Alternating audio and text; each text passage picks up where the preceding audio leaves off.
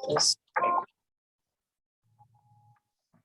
everybody, and welcome to the Let's Talk Emotional Resilience podcast. Today's episode, we're going to be talking about how to cope with single parenthood.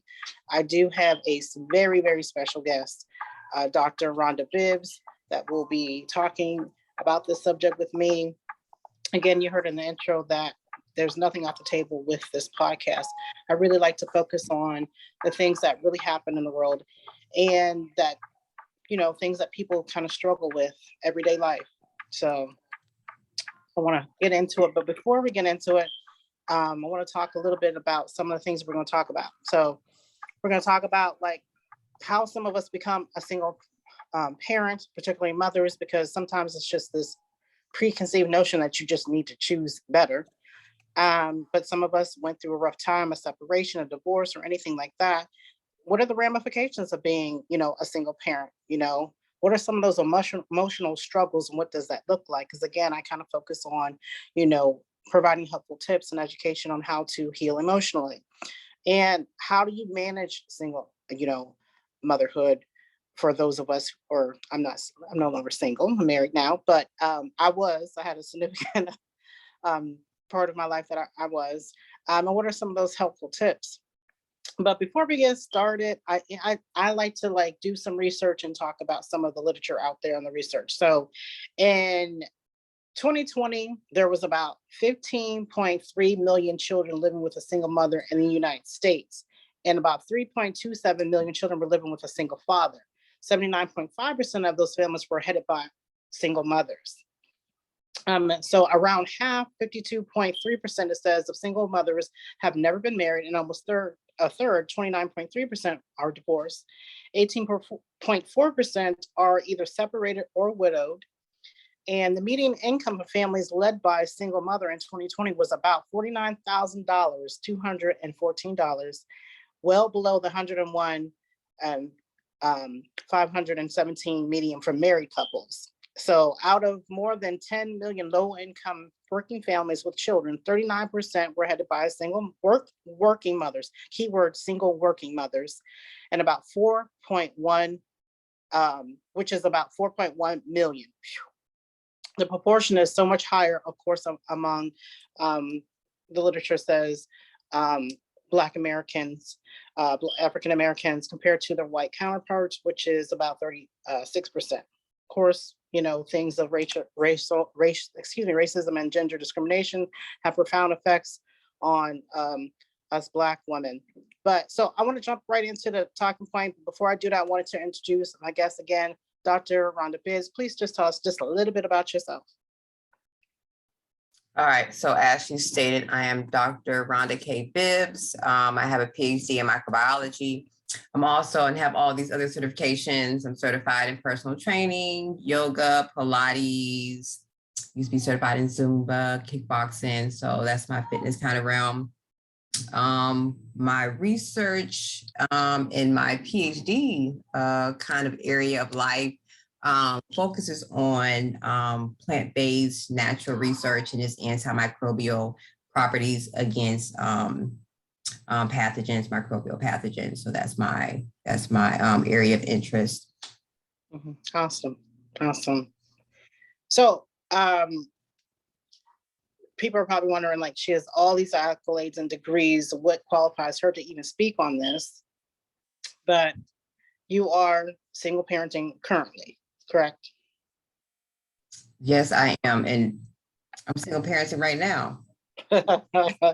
So right. So the first topic we talked about the first, let's take a break because this is the life of single mothering. I just hear me say boys. Okay.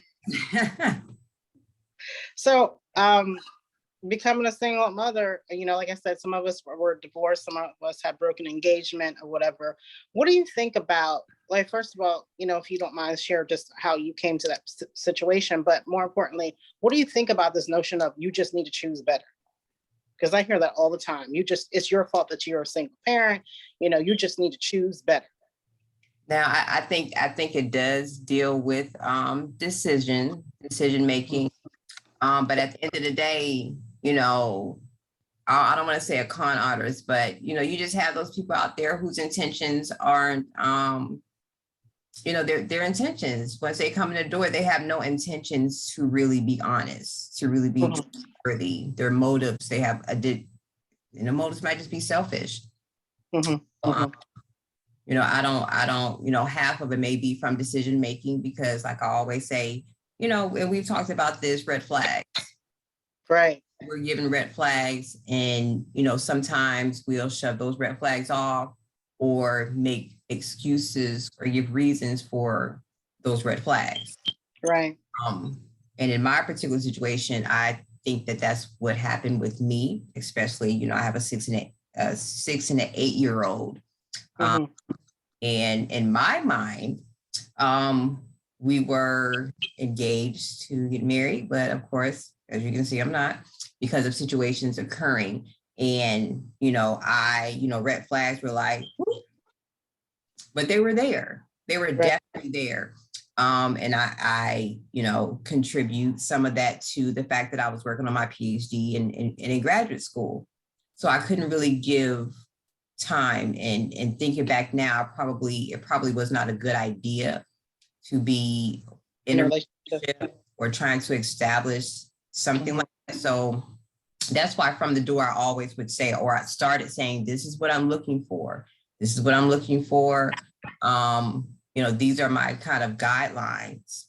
And this particular person, I think I kind of gave some leeway to, because of the situation of how we met. Okay.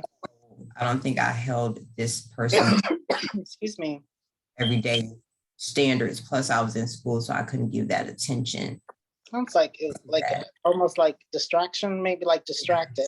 Like typically if you're not like, and for women who are like multitasking in their life, like if they're already a single parent plus going to school full time, depending on like the work and working a full-time job, it's kind of like you are in so many going in so many directions. And honestly, sometimes if you're trying to have a solid relationship or a long-term relationship, it's not that necessarily gets put on the back burner, but it's like you've got to compartmentalize like all the things and all the roles and all the hats that you wear. So those red flags, you might see them, and sometimes you'd be like, no, I'm tripping, but I'm working, I'm taking care, I'm running the house, I'm gonna manage this, I'm doing schoolwork, I'm doing research, and I'm not saying that's an excuse, because it sounds like you're saying, yes, I do have to take some accountability. So before y'all come at my neck with this podcast, we're not saying like, oh, it's all the person's fault, the man's fault. No, not absolutely. We have to take accountability for our choices and poor decision making. But it is difficult if you're like multitasking life, in which, a lot of us do. But go ahead.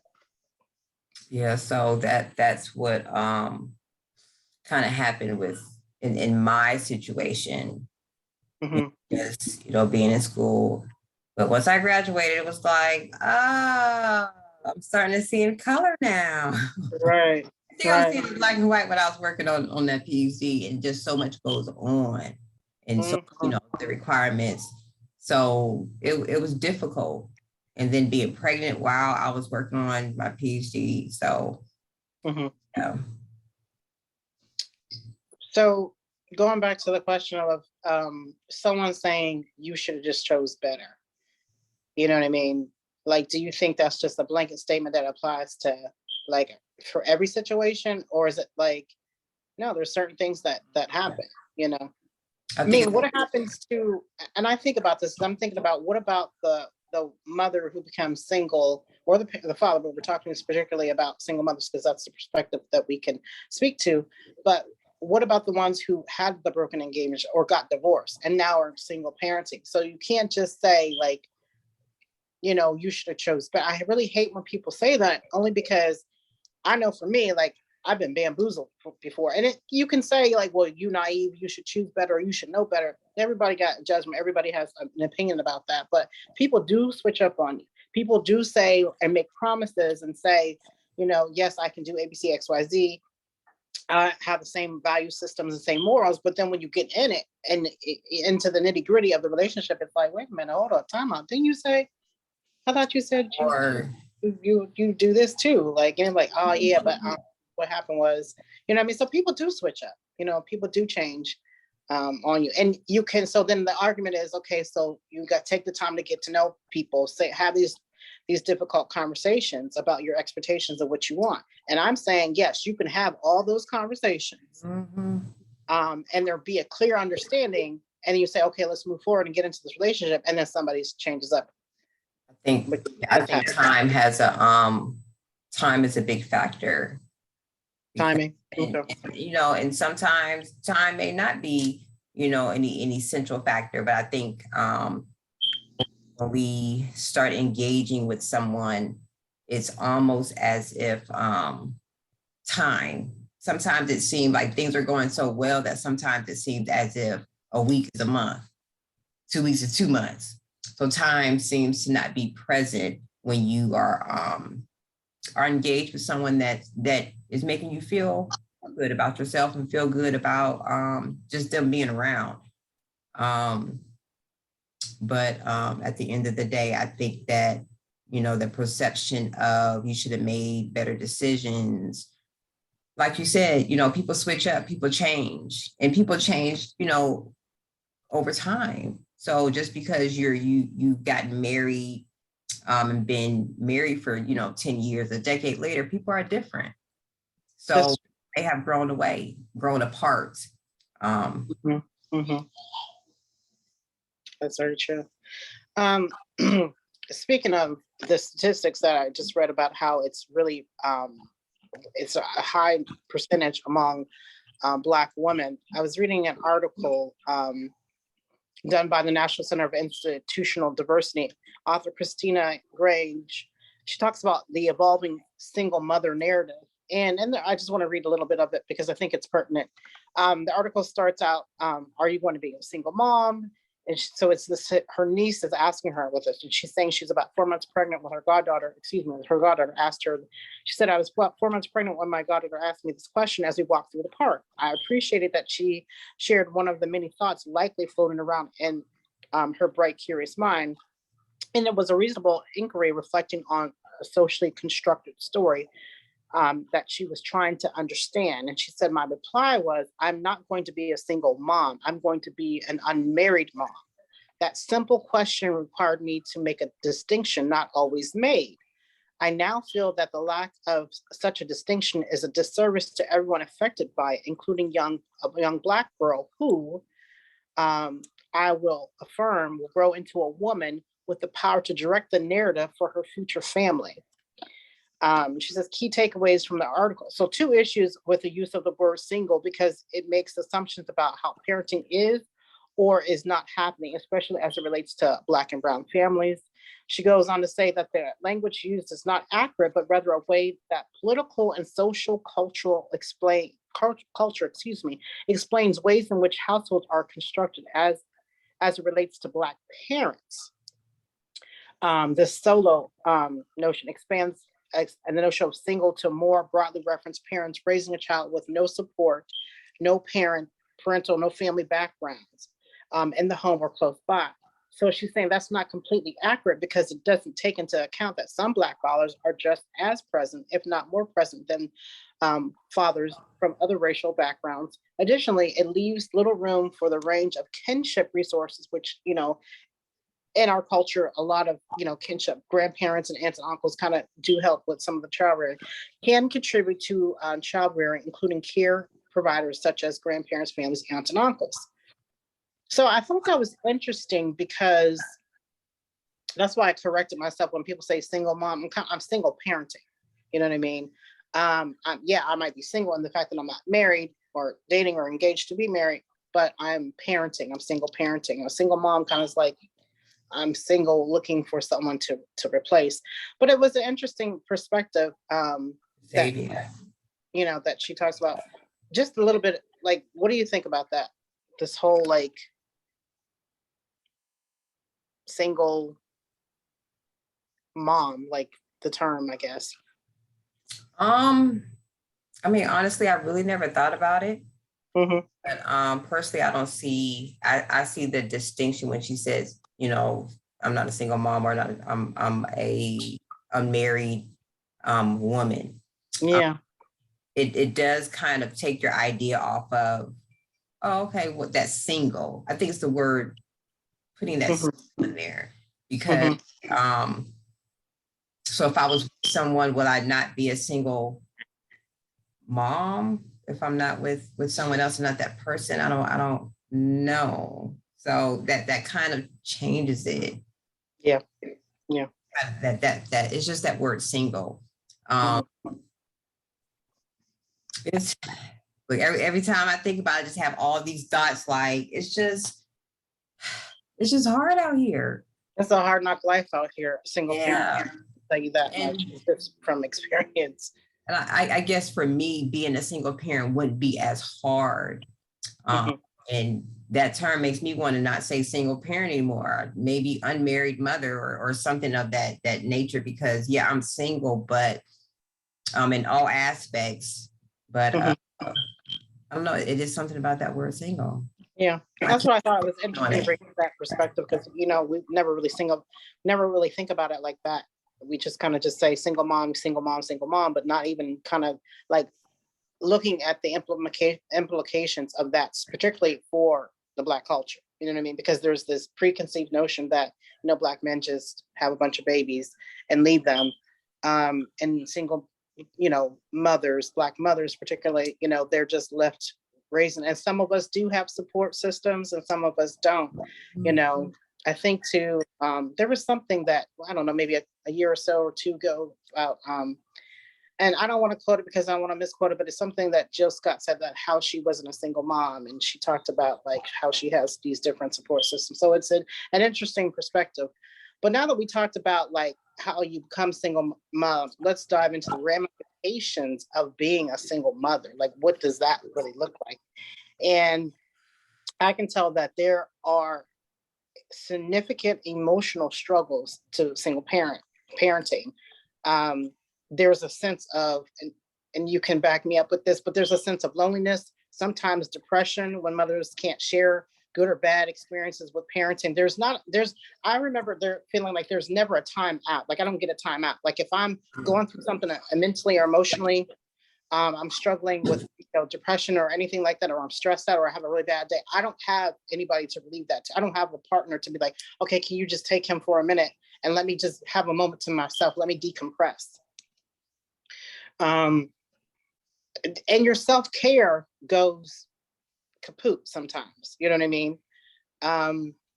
So as a result, some of us, I'm not saying all of us, become maybe bitter, angry, stressed out, depressed, have anxiety.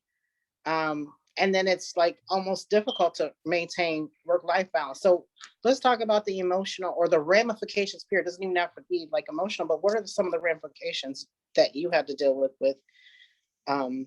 just single parenting? Okay, I got a single parent right now. Just 1 second. Okay. And we'll be back. But I want to talk to everybody. So while she is single parenting, because this is real life, this is real. My podcast is real, like real life.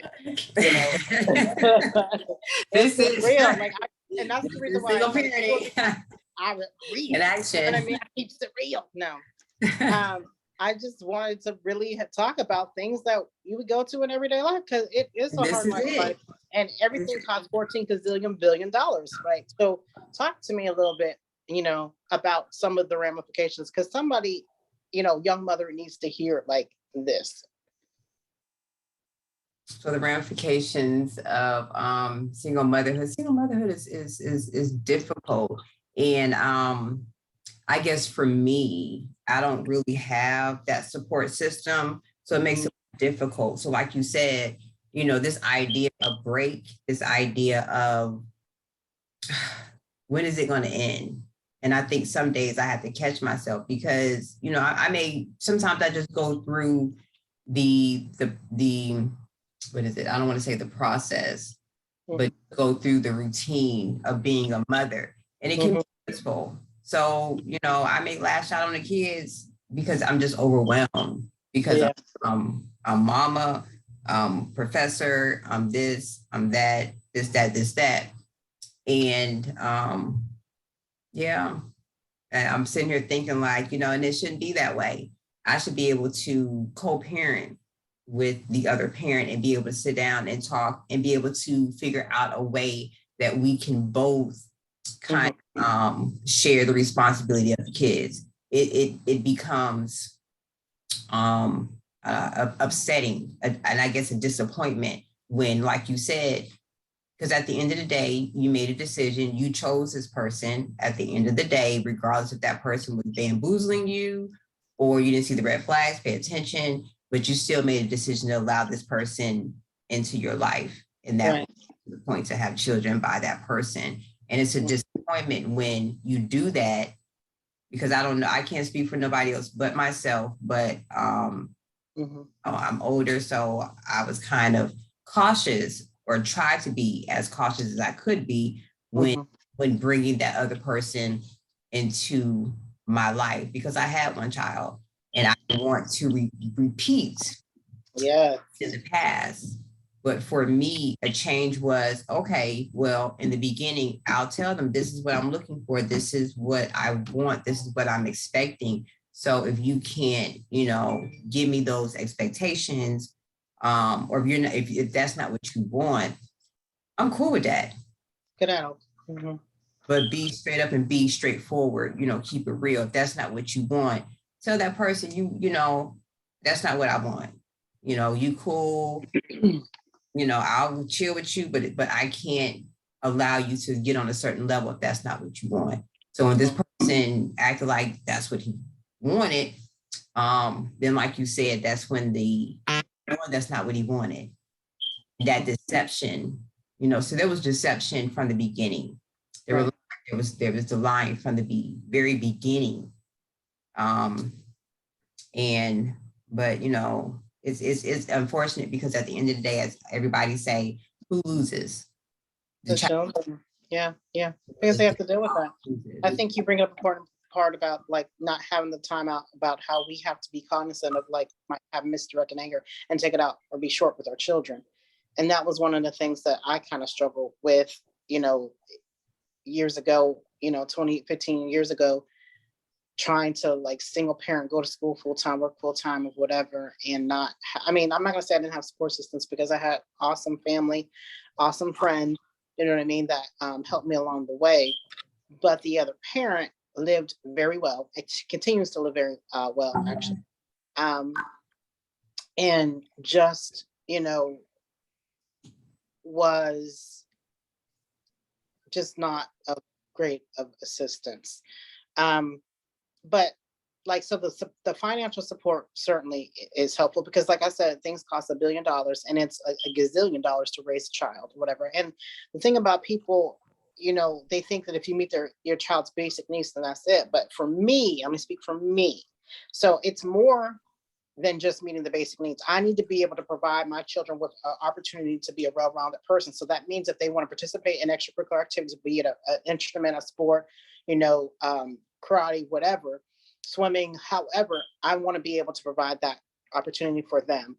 And everything costs, you know what I mean? So for me, I maintained 2 jobs for a very long time. Me too. And that's not right. It's not fair. And it's just not right. And yes, so I'm going to speak spiritually a little bit, just for those who are believers, because I'm mature, emotionally mature enough and self-aware to know that I was in direct out of alignment with God. So should I been having premarital sex and got pregnant? Probably not. Like so my single parenthood was a consequence for me being out of alignment, and I understand and I can accept that. But what I will say, it doesn't leave the other parent, which is the father typically, that because men are still able to produce and have the sperm to impregnate women. That's how it goes. It doesn't escape the father from, he doesn't escape culpability from, being responsible and being a part of the child's life. So not just a check, it's the quality time. It's all of it. And it's all the above. Right. Right. And I always say, a person needs the I don't know, I want to say character, but I don't think character is the right word to use. but you need both parents. And if it's not both parents, you need that other person to give what that parent would give. So, there's certain qualities that the man's going to give the child. There's certain qualities that the woman's going to give. As a single mother, I can't give those qualities of a man to my child, whether it's my child, I have all boys. So I'm not gonna say that makes it worse, but because a girl needs just as much of that man quality. Absolutely. Boys do. I always start thinking, and it's like, it's just unfortunate that even though things don't work out, I still think that people should be mature enough. That goes back to being accountable, maturity, that they can come together and say, we just didn't work out. I mean, it is what it is. We just didn't work out. Things don't work out. That's why there's jobs. People switch jobs. People switch careers. They get tired, or they get, bored, or it just doesn't work out. And for whatever reason, but at the same time, if it doesn't, it's still the responsibility of that parent, both parents, to be mature enough to say, what needs to be done? What would we need to do for these children? And see, that's what gets me, because I have to figure that out. All by yourself. Yeah. All by myself. And that's where the stress and the depression and all that comes in. That's why I said there's an emotional piece to this in terms of like single parenting. It was very difficult for me. Like I thought I had like dealt with my anger of rejection and abandonment from my oldest son's father for many years. And it wasn't until I experienced some trauma with who is now my husband, wasn't at the time, with my second son, that I was like, oh, he re-traumatized me. And I don't think I ever forgave the first one. So, that's just why the healing. So you saying you wasn't really healed in certain aspects? What I can say is I thought that I had completely healed, but when I faced rejection and abandonment all over again, it brought up some of those. So yes, I had a wound that was bleeding, that needed stitches and sutures, but I had put a Band-Aid on it and a little bit of the generic Neosporin, but I didn't do, the surgery that it needed.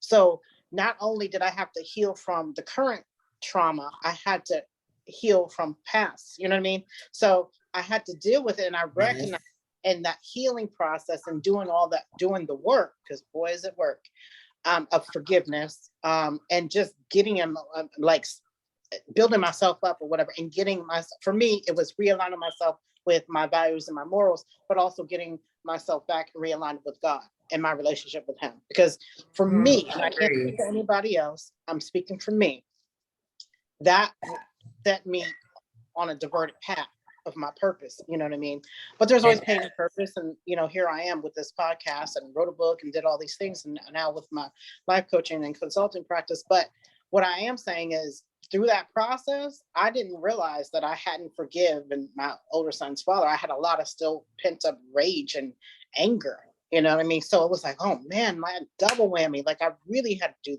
the work, to heal, because you don't realize like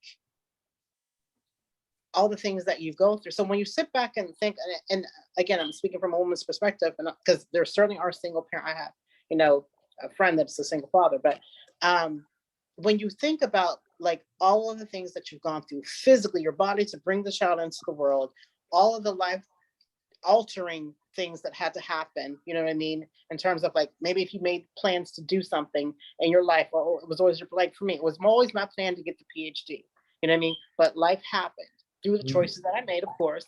But when you think about the sacrifices that you made, it's like, wow.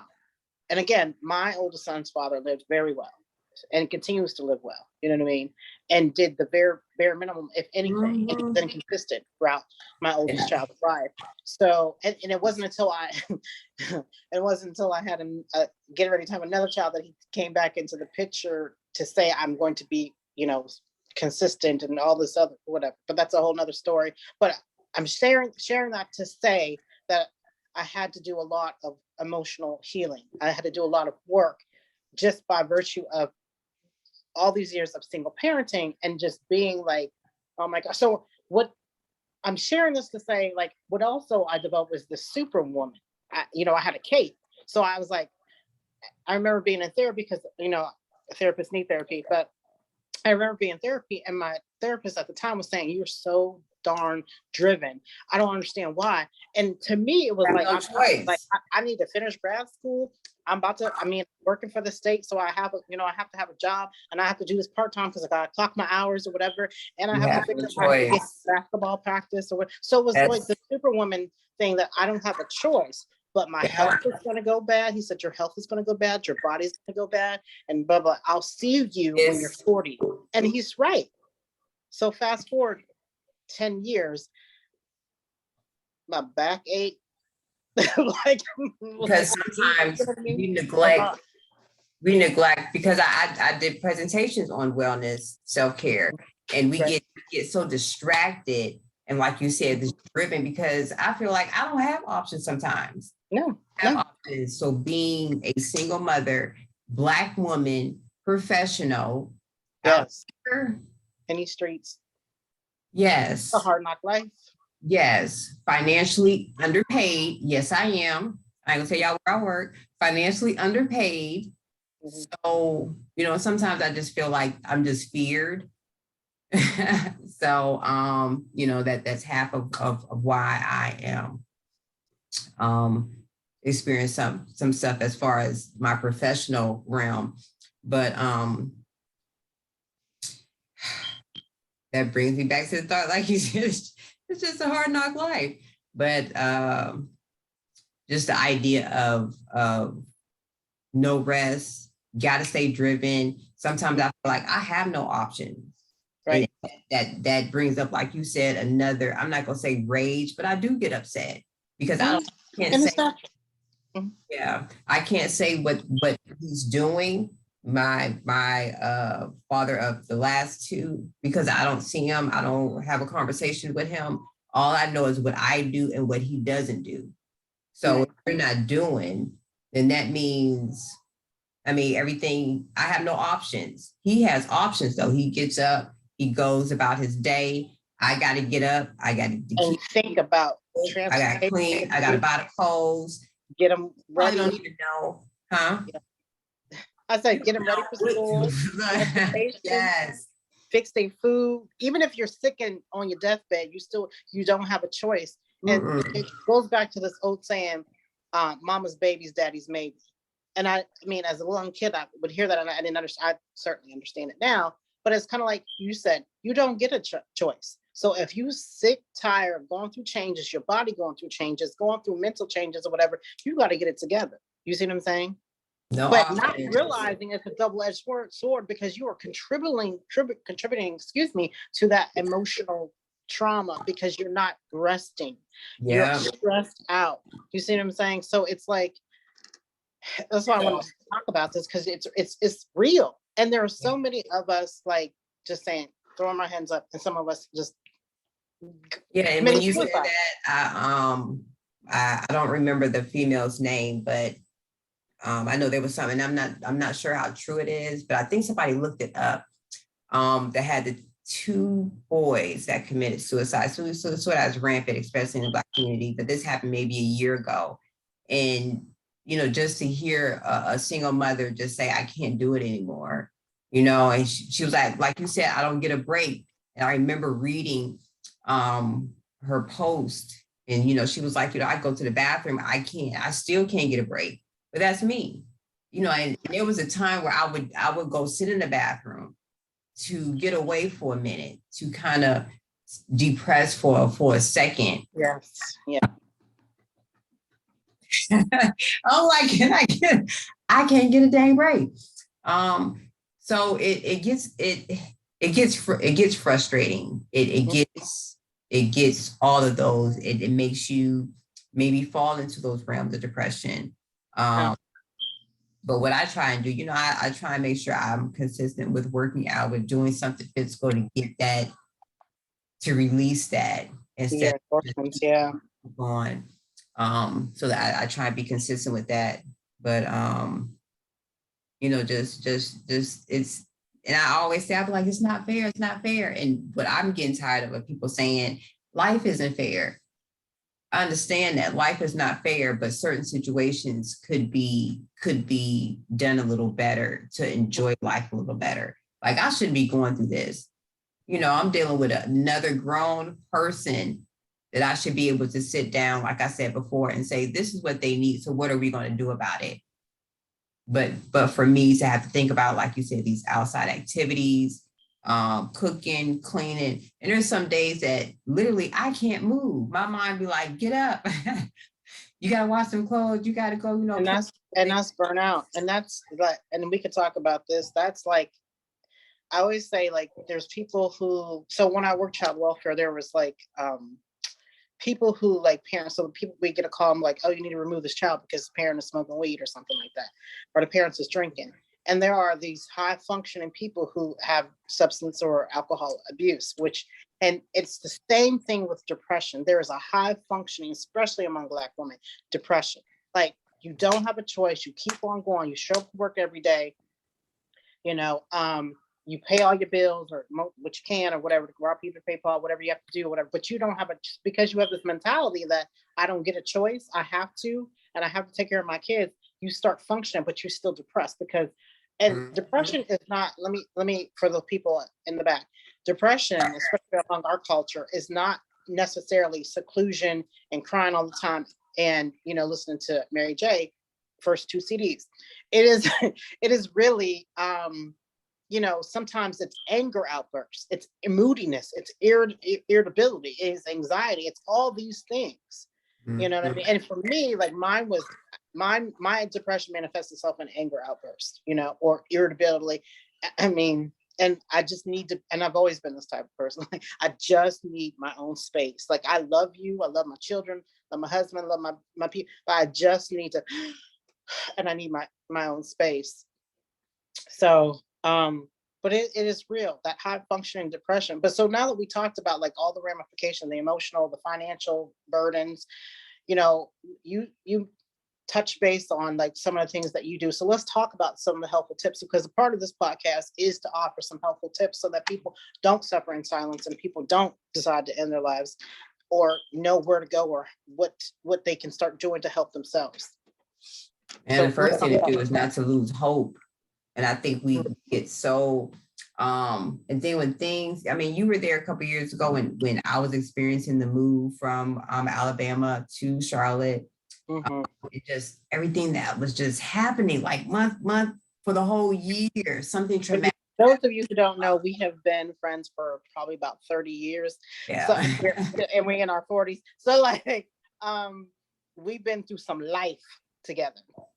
Yes, we have. So, just to experience that. And while I was going through that, being younger, I couldn't really understand or you had this, I had this ideology where you get older, you have it together, so the thoughts of depression being older, I didn't really think about that before I was older.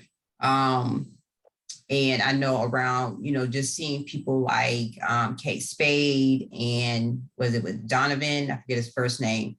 Was it from Natural Geographic's Little Eat? And I'm like, people think that money would make things better. Money doesn't, more money, more problems. So just the idea that, depression can hit anybody. And ways to cope, like I said, you have to have this spirit of, I'm going to live regardless. God is going to work it out. And, not to get boggled out. Because I think that goes back to, and I'm going to get spiritual for a second, like you said, things that we can't see. We're human. So it's almost like we have to see it to believe it. So we can't see it. We don't know how it's going to happen, how it's going to turn out, et cetera, et cetera. So for me, that's what gets to me, that I have no control over it. And when we don't have control, our minds starts to say, this can happen, or how are you going to do this? Worrying. That. And you start thinking like, how am I going to do this? How am I going to do that? But it's already worked out. Right.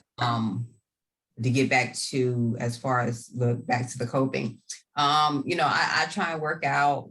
I try to be around other people, as I move in here and start meeting more people. So, it's good. And I love, they have faculty and staff, workout days where I work at, which is great. I always say that's free training. I don't understand why more people aren't taking advantage of that. So I like to do that to get around other people, work out. So I'm being around, different characteristics that can smile and we joke and build you up. Yeah. While we're getting that workout in. Yoga, like I said, I'm certified in yoga. So I need to do better. I've been kind of slacking lately, but yoga you get the release, you get that mental release, and it's a workout. So it's like you're getting kind of 2-in-1 with yoga, and like that aspect. But it's always, you have to find something that you enjoy, that you take time out. And I need to do better because there's a lot of things that, due to me moving here and then COVID, and then like you said, just single parent with all of that, with moving. So I'm still kind of, yes. And I mean, say, it just myself. A lot. Even if you're married, it's a lot. Yeah, Child rearing is a lot. It is. It is. And one thing that you said though, when you said putting on cape, and it's a good thing that you have to build this resilience. You have to build this resistance when you are a single parent, because I have no one to really fall back on. It's just me. So that makes it more difficult financially, emotionally, mentally, all of that, even socially, because I can't really get out in these streets, like I want to. If I want to have a drink, go to happy hour, that messes up with the social part, and all of that is important. Yeah, it really is. I'm just ready to get back out here. Look, I said, I'm ready to go have a drink now. What's open? We're too far away from each other. Drop these kids off at. We're too far away from each other. We have to figure something out. Yes, we really do. But I'm looking like it's just it's difficult. It's good. Oh, I know what I was going to say about the cape. It's good because you do build that resilience. But for me, and I know a lot, I'm older, stuck in my ways, and I've been single for some years, and I don't even think about it. This another person coming to my kind of realm, my area, but that can be kind of bad to a certain extent. Allowing someone to come in, which is this another podcast, allowing someone to come in and saying, I can't be as powerful. I can still be powerful as a the power that I had as a single woman or as a unmarried woman. But if I get to the point of marriage, of letting some of that power not go, but being more meek, allowing yourself to be able to control that strength. It will be more of a challenge for me. I think it's another podcast because I mean, the therapist in me wants to say, do you feel like you're now gun shy given the experiences that you have? And are you truly, really healed? Because some of that speaks to, I'm so set in my ways. I've already been there, done it, tried it, whatever, it didn't work out. So now that I'm like still managing and used to just being by myself and having to do this, let me just keep it that way. I don't want any distractions. I don't want any more hiccups. Let me just do me. I think, no, I don't want to necessarily still have this idea, if I'm understanding right, to still do me. But I think a person that comes in, I would have to, it's like my spirit would have to say, this is the person, because I can't, and and I don't want to say submit. I don't know if submission is a good word, even though it's used in the Bible. The wife's supposed to submit, et cetera, et cetera, et cetera. But of course, I hope you're taking notes, because that's another podcast. when these men want you to submit, but it's like, what you doing? You ain't doing enough too. Yeah, that's another podcast. That's another podcast. You're not, if women doesn't have a problem with submitting if you can lead and some of them. Exactly. There is a plethora of men who, males, excuse me, who can lead everywhere else but can't lead their home. So yeah, there's some difficulties there. But now yeah. I did have one person that I encountered on my, this journey of life, that he was the only one that I felt secure with. Powerful right there. Yeah, and I was married, and I didn't even feel as secure with this person as I did with this other person that I adored. So can you, for the folks that may not understand, because I think when people hear the word security, like, oh, financial, but it's not that, it's emotional. No, it was, yeah. All I knew is when I was around this person, because I would go visit, we were cool, we were friends, we were good friends. Just like any other friend, I go visit, whatever, but it was just, I can't explain it. It was just when I was around this particular male, I just knew, like, my spirit knew that I didn't have to worry about anything. And it was kind of almost at peace. I knew when I was there, I could rest. And we've talked about not being able to rest, being a single, right. Not being able to rest. But that is when I think about it, he is the only one that I was around where when I was around him, I felt that I could rest. My mind was at peace. Right. So if God enables a man to come in that I feel, my soul feels that my soul feels like I can, we've talked about man to trust, but I can trust him to the extent that, okay, I feel secure that I can take off some of this. I can unbutton my capes. I can unbutton his cape so I'm hang off the shoulders. Take it off, like sling it across the room, you're done. Yeah, and that's, for me personally, like, I don't want to wear the cape. I'm over it, I mean, my situation is a little bit different, and that I'm married, but my husband does travel a lot for work. And so I am left by myself a lot. So I'm just gonna keep it a buck. So it's different, I mean, it's difficult, it's challenging, and all those things. Single parenting and dealing with the ramifications of that. But kind of approaching an hour.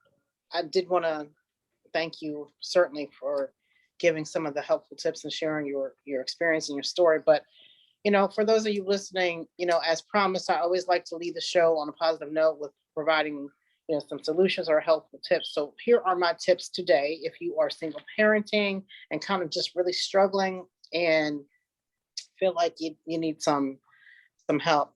My first one is build a strong support system, being able to rely on a supportive family and friends. I'm not talking about the friends. So let me break it down. There are differences between friends and associates. I said friends. So being able to rely on supportive family and friends during hard times in motherhood is essential to preserving your well-being, your overall well-being. Being able to be humble, admitting that you need help, only proves your strength, not a weakness, And I'll speak to those who have a relationship with God or believers. For believers, asking God to guide your decisions and give you wisdom will help you build the strength and fortitude that you need to continue. Number two, connect with other single mothers that are parenting. Finding an online group or forum or anything, maybe a group of friends or something like that, where you can kind of just gather, bounce ideas off, get that support or just vent. Sometimes that's, helpful, even share some of the advice. Right.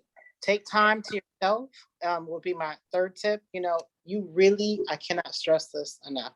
You really need to do some things for yourself. I know for me, for years, I was like, I can't buy that for myself. I can't get my nails done. I can't get my hair done because I need to do this. I need to do that.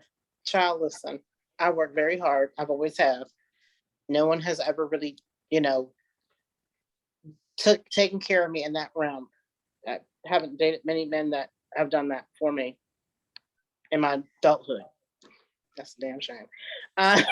But Yes. so yeah, it really is actually. Another podcast. Exactly. I'm like, man, in high school, he was in high school, he was still, yeah, I know. All right. So take time to yourself.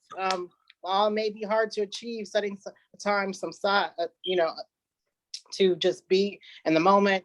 If you just want to stare in the corner and the four walls, be able to do that is absolutely necessary so you don't get burnout or fatigue.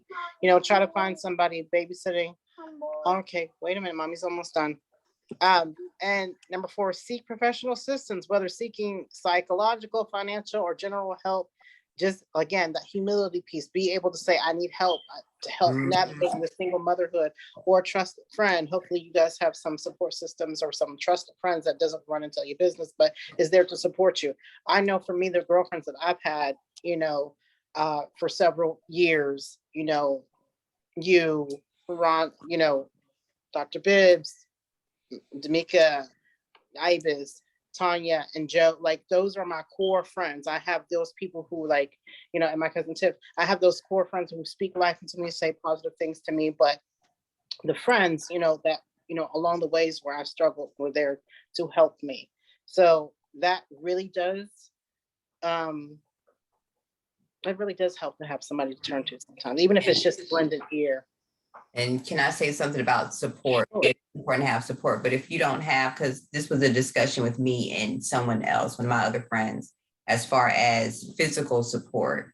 So I don't have the luxury of really calling anybody and saying, can the kids come over there? Even if I got to go somewhere for work, if I just want to get out, because sometimes you do need to just get out and socialize to get away from reality for a minute. Don't let that stop you. And, I had to say it to her, we have to start thinking outside the box. Well, and this is just, maybe it's me. Maybe I said, I'm going to have to start thinking about outside the box, because not having that physical support should not stop me. So, you speak things into existence. So, I tell the Lord, I really don't need any, I need family and friends. That'd be better support. But if I don't have that where I am, He's going to provide me with, the financial stability to be able to call a nanny, be able to do these things. And, you name it and claim it. And I'm naming it and claiming it. Well, that's a word for you. I hope that something that we've discussed today has resonated with you. I hope that you will take the helpful tips that we have shared and apply them if you do need help. You can follow me on Nia Talks on Instagram and on Facebook. I want to thank my guests for joining me today, Dr. Rhonda Bibbs, who is just such a joy and a pleasure to have you. But thank you for tuning in to Let's Talk Emotional Resilience. Goodbye and God bless.